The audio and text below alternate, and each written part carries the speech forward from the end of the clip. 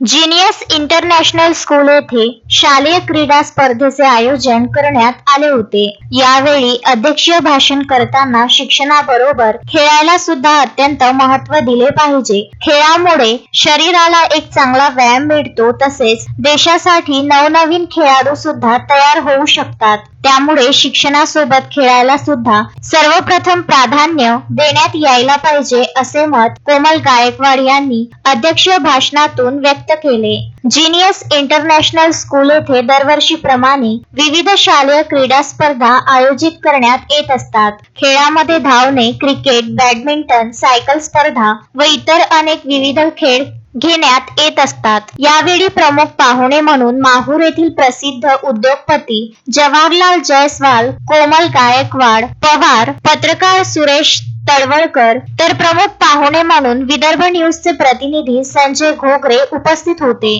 सूत्रसंचालन मुस्कान यांनी केले, तर आभार भास्कर वार यांनी व्यक्त केले। कार्यक्रम यशस्वी होण्यासाठी शाळेचे संचालक भाग्यवान भवरे यांच्या मार्गदर्शनानुसार सर्व शिक्षकांनी व कर्मचाऱ्यांनी मेहनत घेतली।